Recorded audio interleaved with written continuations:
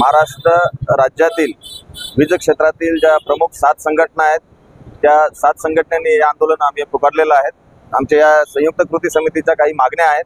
त्या मागण्यामध्ये एक तर प्रायव्हेटायझेशन होऊ नये ही आमची प्रमुख मागणी होती। दुसरी मागणी जे जलविद्युत प्रकल्प महानिर्मिती कंपनीकडनं काढून खासगीकरण त्याचा करण्याचा घाट प्रशासनाने घातलेला आहे त्याच्या विरोधात आहे। त्याचप्रमाणे ट्रान्समिशन कंपनीमध्ये टीबीसीपीच्या नावाखाली जे प्रायव्हेटायझेशन होत आहे त्याला देखील आमचा विरोध आहे। त्याचप्रमाणे मागासवर्गीय अनुशेष भरून काढणे ही एक महत्त्वाची मागणी त्यामधली होती आणि पेन्शन ही आमच्या लोकांना फार आमची जुनी मागणी आहे। त्यासाठी आम्ही गेल्या काही वर्षांपासून लढा देतोय आणि त्यातल्या त्यात प्रशासन एक आडमुठे धोरण वापरत ज्या पद्धतीने फोर्सफुली आमच्यावरती रिस्ट्रक्चरिंग लादतंय ही ह्या रिस्ट्रक्चरिंग साठी आमचा हा लढा आहे। या रिस्ट्रक्चरिंग मध्ये मी आपल्या माध्यमातून वीज ग्राहकांना देखील सांगू इच्छितो की यामध्ये आमची मॅनपॉवर कमी करण्याचा घाट प्रशासनाने घातलेला आहे। यामधनं आमची मॅनपॉवर कमी होती आणि निश्चितच त्यामुळे आम्ही ग्राहकांना सेवा देण्यासाठी तेवढे कटिबद्ध राहू शकत नाही। म्हणून आमची एक मागणी आहे की या तडकाफडकीचा जो रिस्ट्रक्चरिंग लागू करण्याचा निर्णय प्रशासनाने घेतलाय एकतर्फी कुठली चर्चा न करता त्यासाठी आमचा हा विरोध आहे आणि आम्ही संप जोपर्यंत आमचा हा रिस्ट्रक्चरिंग हटत नाही किंवा ते आमच्या म्हणजे ते रद्द करत नाही तोपर्यंत आम्ही या संप आमचा कायम ठेवणार आहोत। तुमचं नाव आणि पद? मी अविनाश चव्हाण सबऑर्डिनेट इंजिनियर असोसिएशनचा प्रादेशिक सचिव आहे आणि कृती समितीतला एक संप आहे। हा संप प्रशासनानं आमच्या कामगार संघटनावरती लादलेला आहे। या राज्य विद्युत मंडळ असताना आणि त्याच्यानंतर या 3 विभाजित कंपन्या झाल्या असताना सुद्धा आम्ही ज्या काही जबाबदार संघटना आहोत अत्यंत जबाबदारीनं आम्ही कुठलाही प्रश्न असो हा मांडण्याचा पूर्वपरीनं प्रयत्न केलेला आहे आतापर्यंत आणि या उद्योगामध्ये सहसा संप होणार नाही याची पूर्वपरीनं आम्ही काळजी घेतलेली, कारण हा उद्योग जनतेच्या मालकीचा आहे आणि अत्यंत महत्त्वाचा उद्योग असल्यामुळं या उद्योगामध्ये संप होऊ नये अत्यंत जबाबदारीपूर्वक आम्ही संघटनाने आतापर्यंत कामकाज केलेलं आहे। परंतु यावेळेस जे मुख्य कार्यालयाच्या हस्तजयंती मनोऱ्यामध्ये जे बसणारे लोक आहेत ते रिस्ट्रक्चरिंग करू लागलेले आहेत। वास्तविक रिस्ट्रक्चरिंगला आमचा विरोध असण्याचं काही कारण नाही, आम्हीच खऱ्या अर्थाने ते सुचवलेलं आहे। परंतु आम्ही प्रत्यक्ष फील्डवरती जाऊन जी काही परिस्थिती आहे त्या स्थानिक पातळीवरची ती देऊन आम्ही प्रशासनाला ही माहिती पुरवलेली आहे की या पद्धतीनं ते रिस्ट्रक्चरिंग झालं पाहिजे। रिस्ट्रक्चरिंगला आमचा कुठल्याही प्रकारचा विरोध नाही आणि आपण पाहतोय की दिवसेंदिवस वीज ग्राहकाची संख्या मोठ्या प्रमाणात वाढत आहे। त्यांना सक्षम आणि चांगल्या पद्धतीने कार्यक्षम सेवा जर मिळायची असेल तर स्टाफ वाढवला पाहिजे। परंतु आता जे रिस्ट्रक्चरिंग एकतर्फी जे आमच्यावरती लादलं चाललेलं आहे याच्यामुळे आमचा स्टाफ कर्टेल होणार आहे आणि त्याच्यामुळे जनतेला जी चांगली सेवा मिळणार आहे ती कदाचित मिळणार नाही आणि त्यामुळं पर्यायानं आमचे जे फील्डवर काम करणारे जे कर्मचारी अभियंते आहेत हेच खऱ्या अर्थानं बदनाम होतात। तर ही परिस्थिती आहे आणि म्हणून या संपामध्ये आम्ही सर्वजण संघटना सहभागी झालो। माझं नाव BL वानखेडे, राज्य उपाध्यक्ष MSCB वर्कर्स फेडरेशन। 7 ज्या प्रमुख संघटना आहेत याच्यात वीज उद्योगातील यांनी हा संप पुकारलेला आहे आणि हा संप प्रशासनाने त्यांच्यावर लादलेला आहे। संघटनांनी टप्प्याटप्प्याने आंदोलन चालू केलं होतं। प्रशासनाला बाजू मांडण्याची एक संधी दिली होती, बाजू ऐकण्याची, परंतु प्रशासनाने कुठलाही त्यावर तोडगा काढलेला नाही आणि एकतर्फी आमच्यावर रिस्ट्रक्चरिंग लादलेली आहे। या रिस्ट्रक्चरिंगमुळे ज्या पद्धतीने कर्मचाऱ्यांचं नुकसान होत आहे त्याचप्रमाणे वीज ग्राहकांचं देखील नुकसान होत आहे।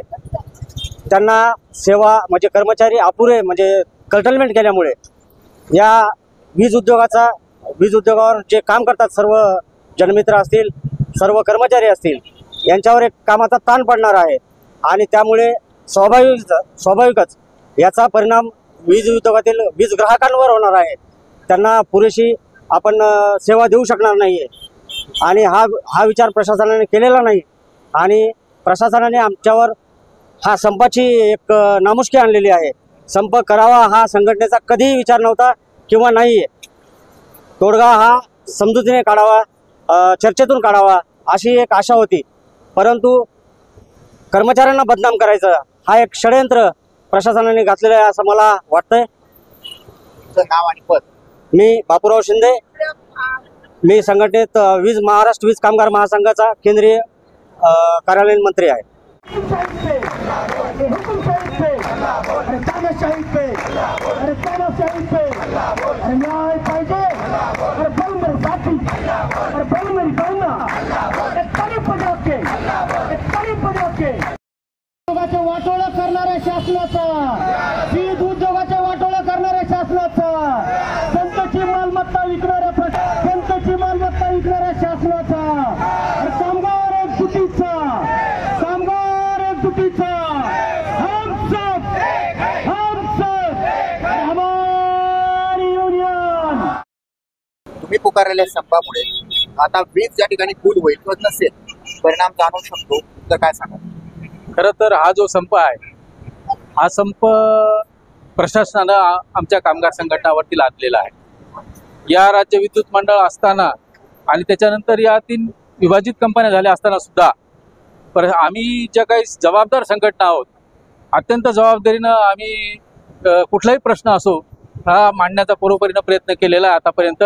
आणि या उद्योगामध्ये सहसा संप होणार नाही याची परोपरीनं आम्ही काळजी घेतलेली, कारण हा उद्योग जनतेच्या मालकीचा आहे आणि अत्यंत महत्त्वाचा उद्योग असल्यामुळं या उद्योगामध्ये संप होऊ नये अत्यंत जबाबदारीपूर्वक आम्ही संघटनाने आतापर्यंत कामकाज केलेलं आहे. परंतु यावेळेस जे मुख्य कार्यालयाच्या हस्तजयंती मनोऱ्यामध्ये जे बसणारे लोक आहेत ते रिस्ट्रक्चरिंग करू लागलेले आहेत. वास्तविक रिस्ट्रक्चरिंगला आमचा विरोध असण्याचं काही कारण नाही, आम्हीच खऱ्या अर्थाने ते सुचवलेलं आहे. परंतु आम्ही प्रत्यक्ष फील्डवरती जाऊन जी काही परिस्थिती आहे त्या स्थानिक पातळीवरची ती देऊन आम्ही प्रशासनाला ही माहिती पुरवलेली आहे की या पद्धतीनं ते रिस्ट्रक्चरिंग झालं पाहिजे. रिस्ट्रक्चरिंगला आमचा कुठल्याही प्रकारचा विरोध नाही. आणि आपण पाहतोय की दिवसेंदिवस वीज ग्राहकाची संख्या मोठ्या प्रमाणात वाढत आहे. त्यांना सक्षम आणि चांगल्या पद्धतीने कार्यक्षम सेवा जर मिळायची असेल तर स्टाफ वाढवला पाहिजे. परंतु आता जे रिस्ट्रक्चरिंग एकतर्फी जे आमच्यावरती लादलं चाललेलं आहे याच्यामुळे आमचा स्टाफ कर्टेल होणार आहे आणि त्याच्यामुळे जनतेला जी चांगली सेवा मिळणार आहे ती कदाचित मिळणार नाही. आणि त्यामुळं पर्यायानं आमचं जे फील्डवर काम करणारे जे कर्मचारी अभियंते आहेत हेच खऱ्या अर्थानं बदनाम होतात. तर ही परिस्थिती आहे आणि म्हणून या संपामध्ये आम्ही सर्वजण संघटना सहभागी झालो. माझं नाव BL वानखेडे, राज्य उपाध्यक्ष MSCB वर्कर्स फेडरेशन. एकीकडे तुम्ही संप पुकारलाय, जनतेचे सुद्धा हाल होतात दुसरीकडे, कारण काही ठिकाणी जर वीज नसेल दवाखाने आहेत, काही ठिकाणी शाळा आहेत, काही ठिकाणी बँका आहेत, मग तिथं परिणाम जाणवेल तर काय पुढची भूमिका? सर्वप्रथम 7 ज्या प्रमुख संघटना आहेत याच्यात वीज उद्योगातील यांनी हा संप पुकारलेला आहे आणि हा संप प्रशासनाने त्यांच्यावर लादलेला आहे. संघटनांनी टप्प्याटप्प्याने आंदोलन चालू केलं होतं. प्रशासनाला बाजू मांडण्याची एक संधी दिली होती, बाजू ऐकण्याची, परंतु प्रशासनाने कुठलाही त्यावर तोडगा काढलेला नाही आहे आणि एकतर्फी आमच्यावर रिस्ट्रक्चरिंग लादलेली आहे. या रिस्ट्रक्चरिंगमुळे ज्या पद्धतीने कर्मचाऱ्यांचं नुकसान होत आहे त्याचप्रमाणे वीज ग्राहकांचं देखील नुकसान होत आहे.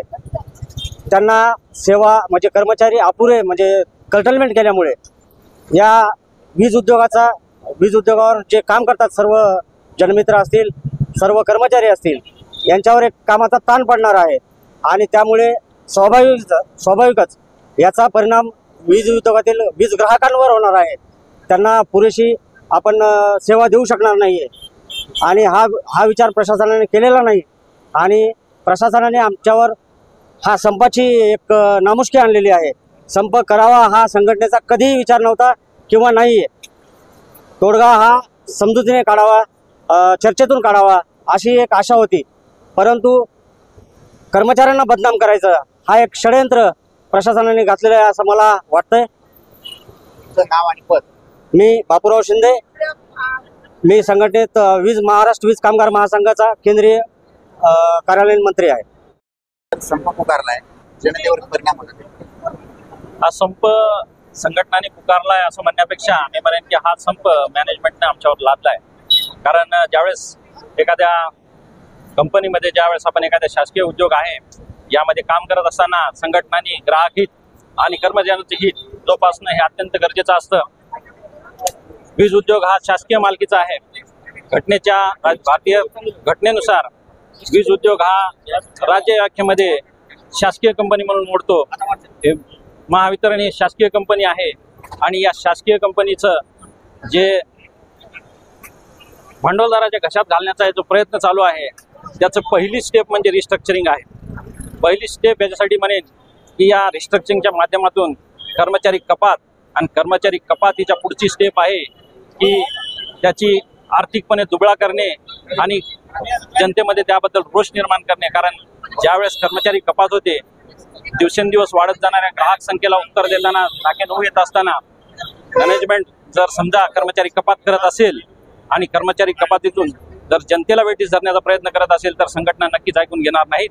म्हणून मी असं म्हणेन की हा संप संघटनांनी पुकारलेला नसून हा मॅनेजमेंटनी लादलेला आहे असं माझं म्हणणं आहे. आपलं नाव आणि पद. माझं नाव विनोद ओहळ आहे आणि मी महाराष्ट्र राज्य मागासवर्गीय विद्युत कर्मचारी संघटनेचा केंद्रीय उपाध्यक्ष आहे.